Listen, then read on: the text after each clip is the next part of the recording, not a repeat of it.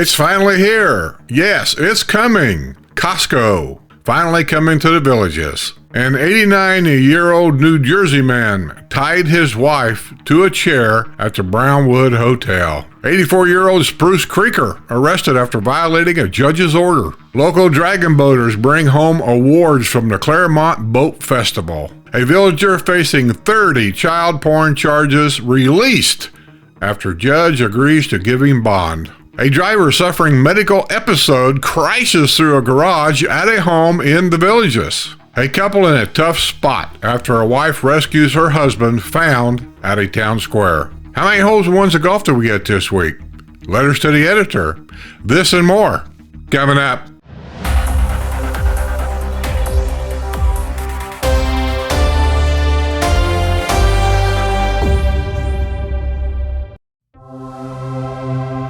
This week's news is brought to you by my Patreon and YouTube members.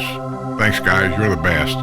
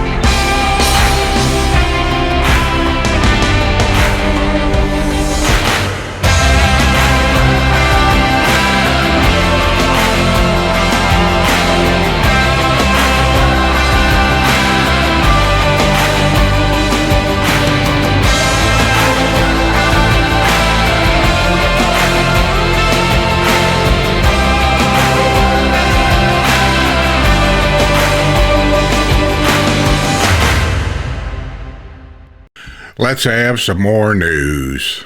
Peter and Nancy Blackmore purchased their home in 2006 in the village of Caroline. The home is on the far eastern edge of the villages and backs up to Cherry Lake Road, a literal stone's throw into Lake County.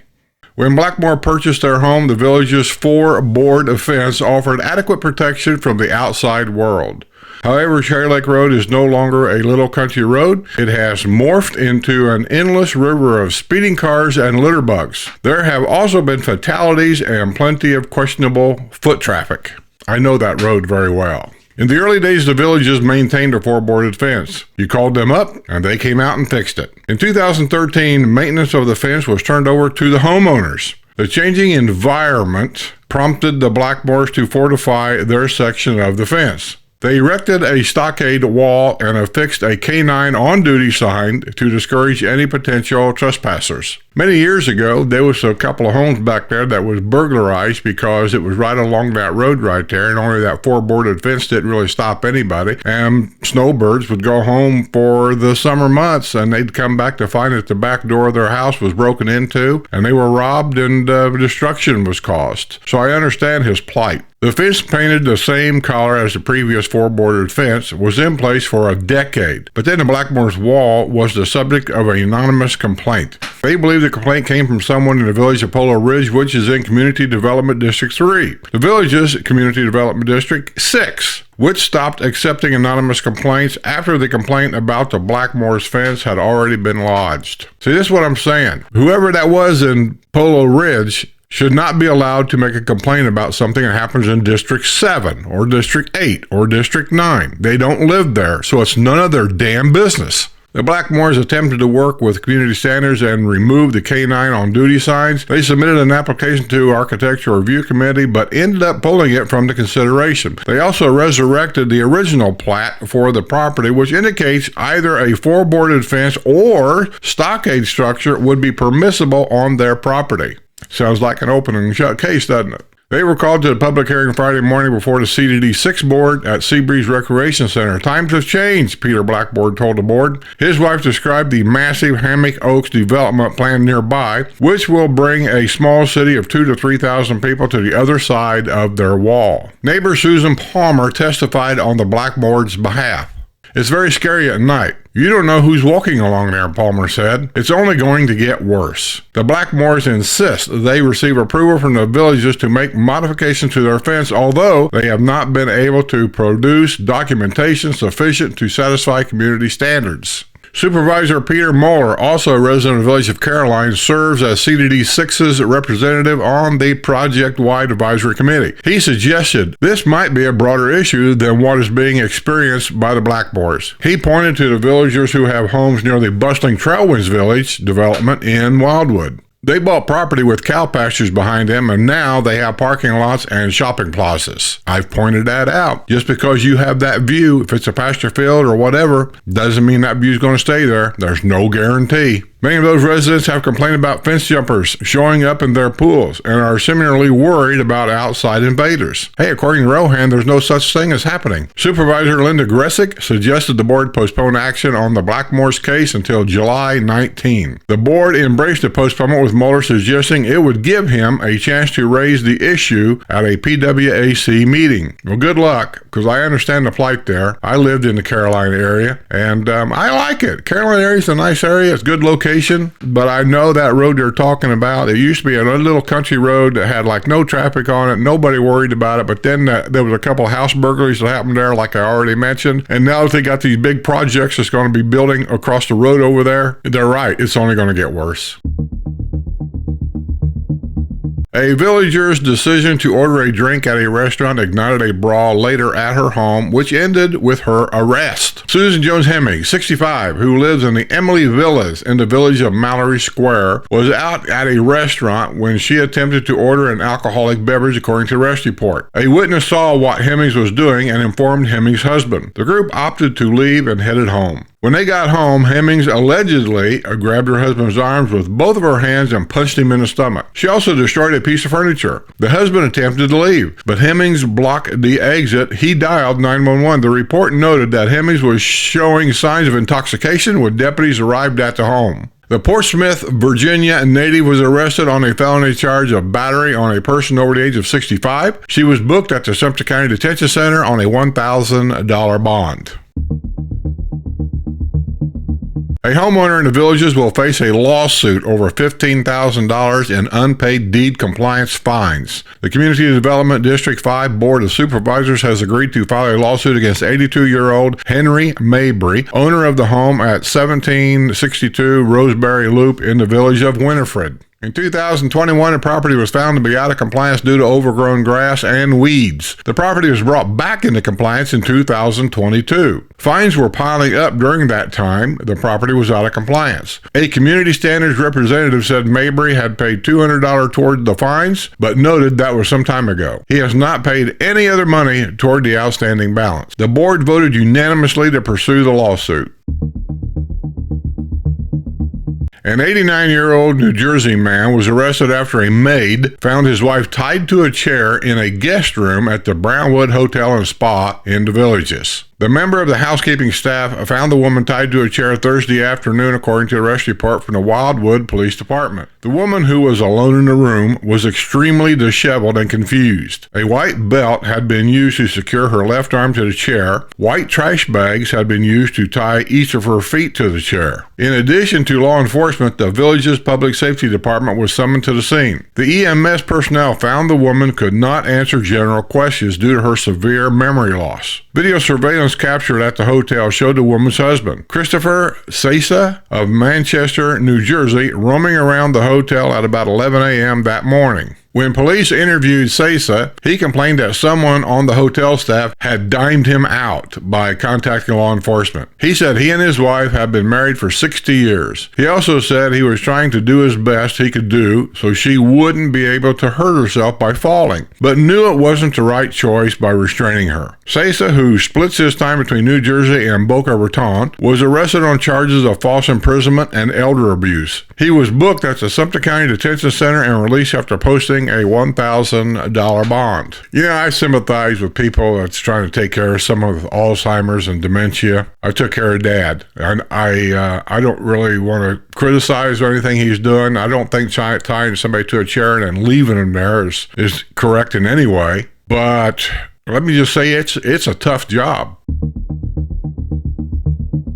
Here's a little story from our friendly neighbors over in Spruce Creek. An 84-year-old Spruce Creek South man was arrested after violating a judge's order. Frederick Hugler Moore, who has been temporarily living at Villa de la Mesa in the village of Rio Grande, was driving a white 2021 Kia Sportage Friday when he failed to stop at a stop sign, according to the arrest report from the Marion County Sheriff's Office. The deputy who initiated a traffic stop found that a non-expiring domestic violence injunction had barred Moore from visiting his home in Spruce Creek South in Summerfield, where the traffic stop took place. Moore said he goes back to the home all the time and even stays there. The New Jersey native was arrested for violating an injunction. He was booked without bond at the Marion County Jail. Listen, if you guys don't think that the police will arrest you and put you in jail just because of your age, you're totally incorrect.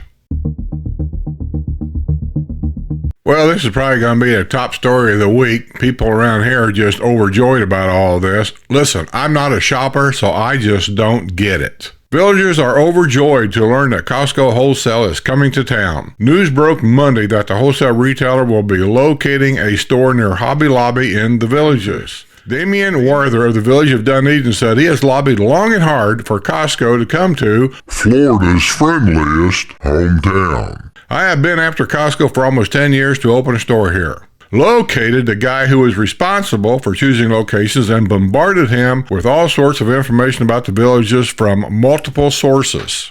Warther said he had almost given up hope. He was elated to hear the news about Costco. Like many fellow residents, Virgil and Sherry Lund have been driving to Claremont to shop at Costco. They said they are absolutely excited that the Villages will be getting its own Costco. It won't be our own Costco. It'll be open to the public. It was the same feeling expressed by many other residents in the Villages. All I can say is yippee! It's about time, said Richard Dankert, who lives in the Greenbrier Villas in the Marion County section of the Villages. I can't imagine why they waited so long. Miguel Anderson, a former Costco employee, also cheered the news. We are planning to move to the Villages in the very near future. That is great news, Anderson said. I worked for Costco in the 90s and still love to shop there. Most folks don't know that once they break ground, it's a little over 3 months they will be open. So I presume they will be open about October sometime.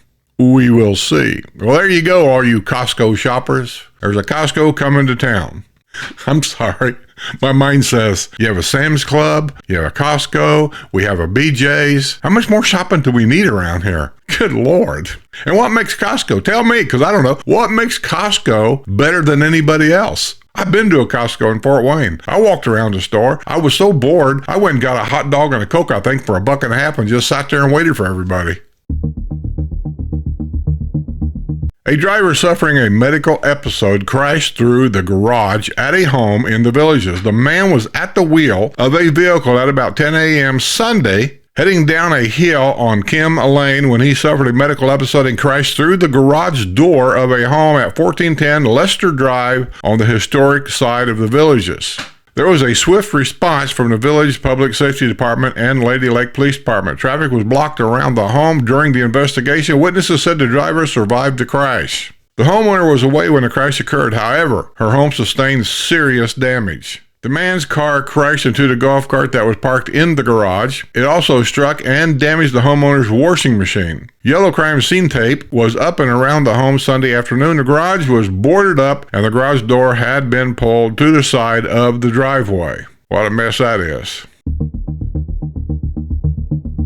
Here's a little good news. The Blackheart men and women brought home a gold medal in the 20 paddler senior mixed race with a time just over 1 minute at 1 minute 23.71 seconds, with the Eastport Sun Dragons right behind them earning silver with a time of 1 .24.05 seconds. The Silver Dragons finished third for the bronze in that event with a time of 1.28.45 seconds. The Village Dragons also completed the race with a team best time, 1.34.42 seconds. The GM DBC teams were also very well represented in the senior women's 20 paddler race, with the Blackhearts team gaining silver in their 20 paddler race, posting a time of 1.30.52 seconds, followed closely by the Leatherneck Warriors at 1.31.49 seconds in fourth place, and the Silver Dragons just behind them at 1.35.86 seconds.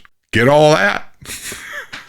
Congratulations, boys and girls, for great times, and congratulations on the awards that you won. Okay, we got some news updates. Let's get them out of the way. A traveling nurse from Illinois working at UF Health, the Villages Hospital, has gotten a break in a drunk driving case. Kathy Ross, 60, of Mokina, Illinois, pleaded no contest earlier this month in Lake County Court to a charge of reckless driving, reduced from a charge of driving under the influence. She was placed on probation for 1 year, ordered to perform 25 hours of community service. She can buy out of the community service at a rate of $10 an hour. That's her update. Update number 2. A villager will lose her driver's license after nearly hitting a golf cart. Patricia Louise Garbelman, 71, of the village of Delmar, pleaded no contest earlier this month in Lake County Court to a charge of driving under the influence. She will lose her driver's license for 6 months and has been placed on probation for 1 year. That's her updates.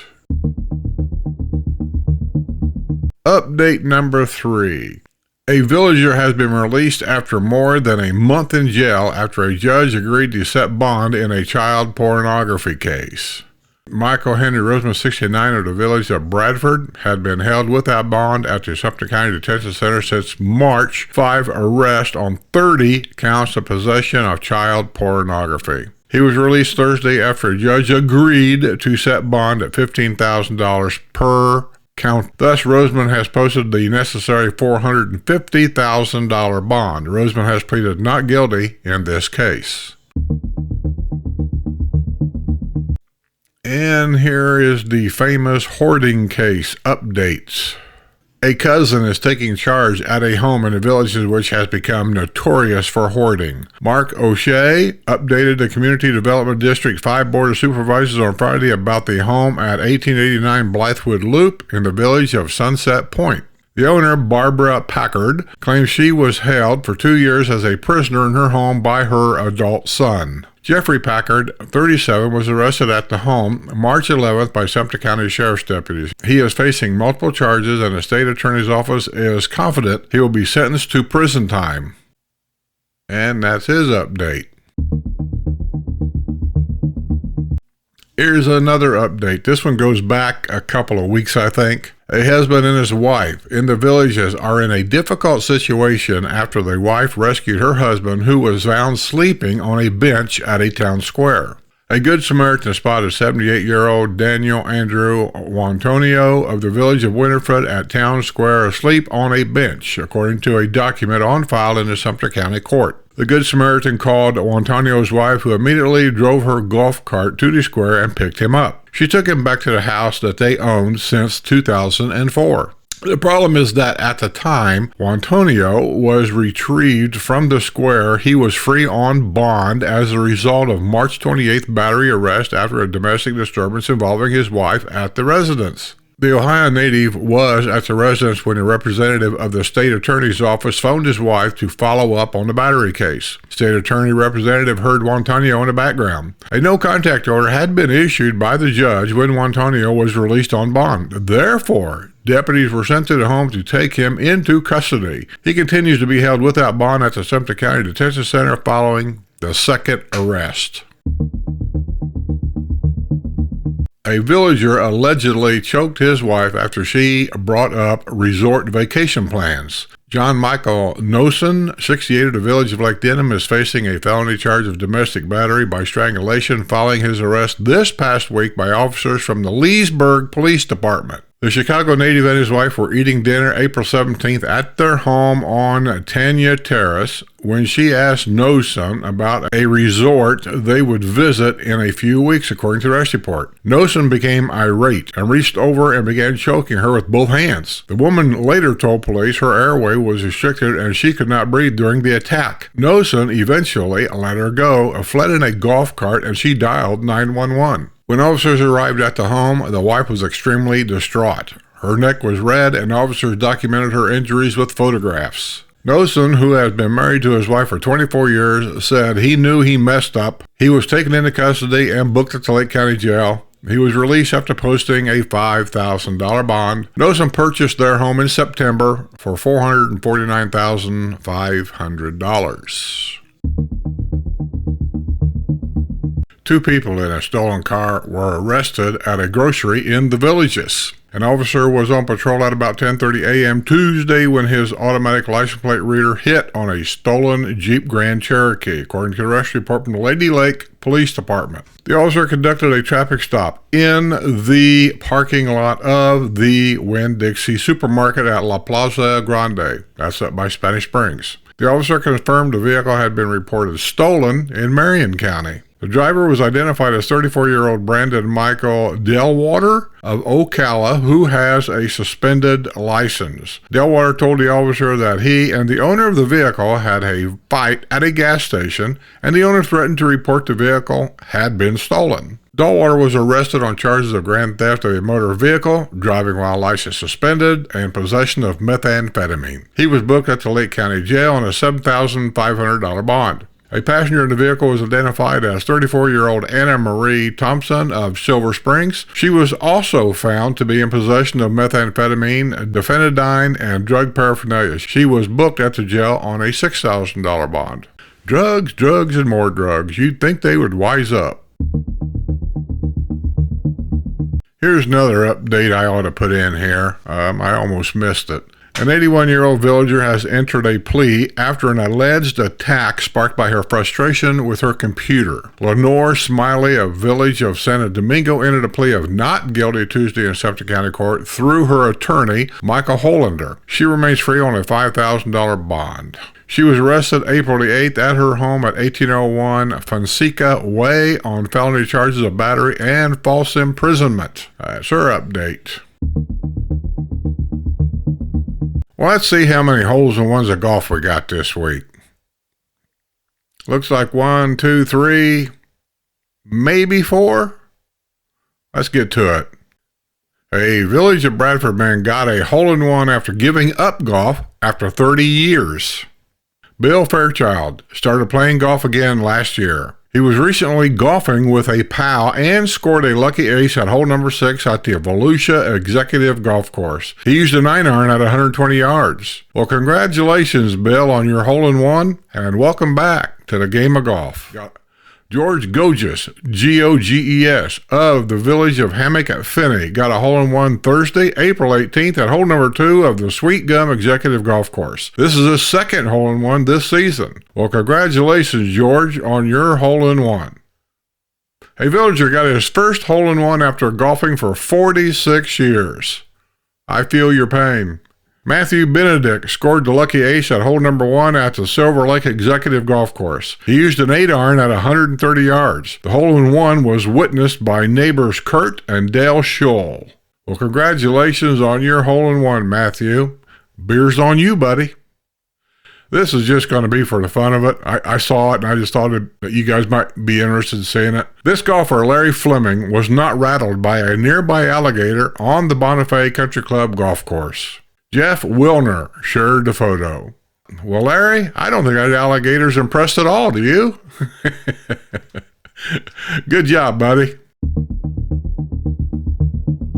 Okay, how about a couple letters to the editor? To the editor, what irony. A recreation center, La Hacienda, with no means of acquiring liquid refreshment. Asked if there was a vending machine, and I was told it was not part of the facility. Yet they do have a kitchen. not currently used. Likewise, there are events that require physical exertion, dances, exercises, games, and organized shows with table seating, but no water, non-alcoholic libations, not a very customer-centric event venue. That's an M by Bill Howard Penix from the Hacienda of Mission Hills. Well, Billy, it's always been this way. Are you new?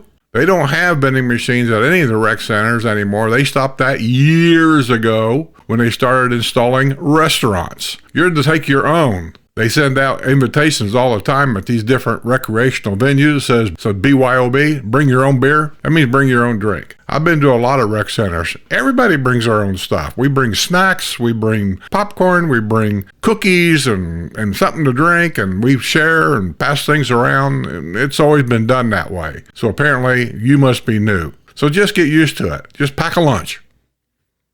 To the editor, I think the Blackmores should be allowed to keep the stockade fence for several reasons. Their house borders on the edge of the villages, and the area outside the villages has changed with increasing traffic. They said the original plat of survey showed that the stockade fence was allowed. The complaint was anonymous, and the current CDD rules disallows anonymous complaints. Depends on what district you live in. We live in Buttonwood and border County Road 121, and its traffic and road noise is increasing, with some people using it as a drag strip. I would have preferred that the 4-rail fence would have been a wall like is put up in the villas. That's sent in by George Graham from the village of Buttonwood. Well, George, I got a couple of comments. One was, when they bought that house, they knew it backed up to that road. And the trouble with people on that road, this is not new. This goes back years ago. I lived there like 15 years ago, and it was a little problem back in too. But I understand what they're wanting to do. As far as being an anonymous complaint, well, he suspects, if you read the whole thing, that the person that made the complaint lived in Polo Ridge. In Polo Ridge, they do have anonymous complaints, so that's why it was kept anonymous. That person that made the complaint lives in Polo Ridge, and their system there allows anonymous complaints. My biggest concern about that whole area up there is really not that road so much right now. It's about the big major construction project that's going to happen across the road. Now you're going to have, because I believe it's going to be a family park. I could be wrong about that. You better check into it. If it's a family park, that means a lot of children. And Caroline has a secluded swimming pool, adult swimming pool, that you can literally walk into from the back side. You all know that. I would be concerned. That'd be me.